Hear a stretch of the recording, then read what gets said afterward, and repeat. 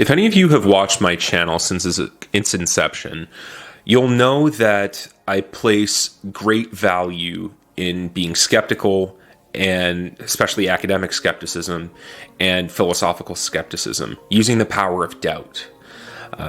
Doubt can be very powerful when used correctly. Now, I'm not the arbiter to say as to how it should be used, but I want to talk about doubt today.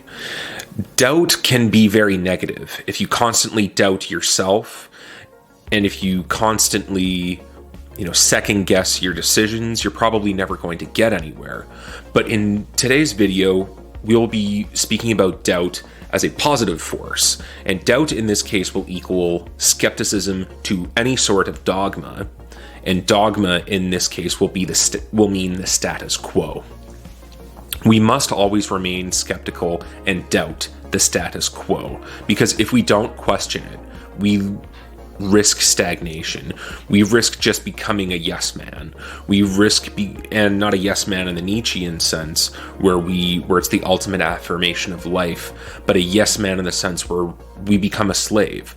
We blindly follow any orders that are given to us, and yet another recurring theme of my videos, we abdicate our financial responsibility, our moral responsibility, our philosophical responsibility to another person, which is something I don't think any reasonable human should do.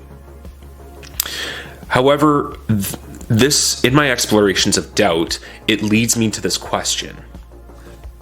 Does doubting the status quo lead to this weird duality between those who are skeptical of the status quo and those who uphold it?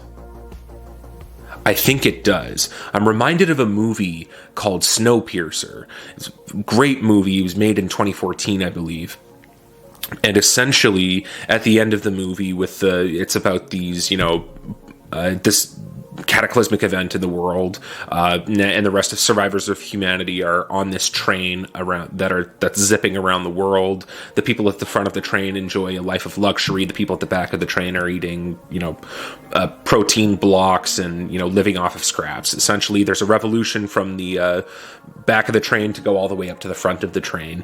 And at the end of it, we notice that we find out that the head of the train, the leader of the train, and the leader of the tail section have been working together to engineer these rebellions as a form of population control. And this is where this sort of dynamic for me is what I thought of when I was thinking about doubt.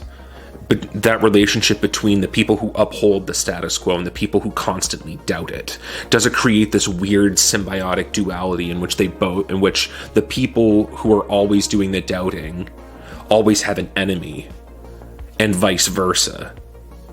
And rudimentarily speaking, yes, I think there is this weird duality between those who constantly doubt the status quo and those who uphold it.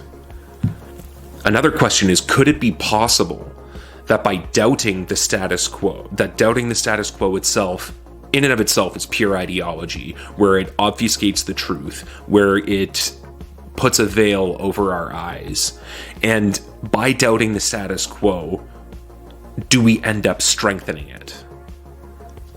I think quite possibly we do. I will propose perhaps a couple of solutions. Maybe we should take Slavoj Žižek's triad of Plato, Kant, and Lacan, and instead of fighting the status quo head-on rebelling in a very traditional sense, and in this case I'll take status quo as popular thought.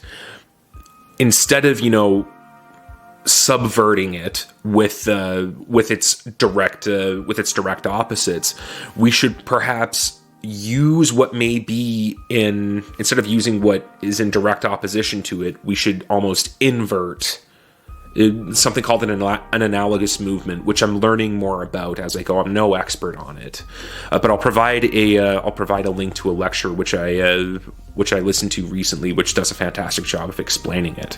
But you essentially, they explained it in the sense of like you use something that is anti-philosophical, invert it, and that progresses philosophy forward and it breaks the stagnation. And I think we should do this as well with the status quo.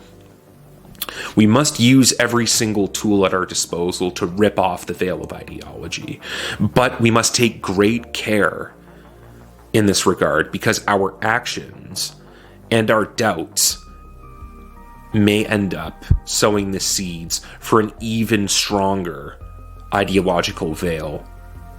And the sowing of these seeds may lead to more entrenched paradoxes and may obscure the truth even further. How do we avoid this? I'm still trying to figure that out. But what I do think we can start off with is that perhaps we should start by being critical and resisting our own dogmas and constantly probing ourselves. And to put this in very, very radical terms, if you will, to always renew our values, to always be in a constant state of flux, because once we challenge our own dogma and our own status quo, then only then can we take that same fight to popular thought. And only then will we have a fighting chance of casting off the ideological veil that hides the truth from us. And we can prevent sowing the seeds of a stronger one. Anyway, that's my little thought for the day, but I'll turn the question on to you. Do you consider yourself to be skeptical? If so, what drew you to this mode of thought? If not, why are you not skeptical? I think these are important questions that we have to ask ourselves. Why are we skeptical about certain things yet not skeptical about other things? Is it even worth it to be skeptical, to constantly be in opposition? Isn't it easier to just fall in line? In any event, if you have an answer to these questions, please drop a like on the video and feel free to comment down below. I'd love to hear your thoughts and spark the discussion. And as always, thank you so much for watching.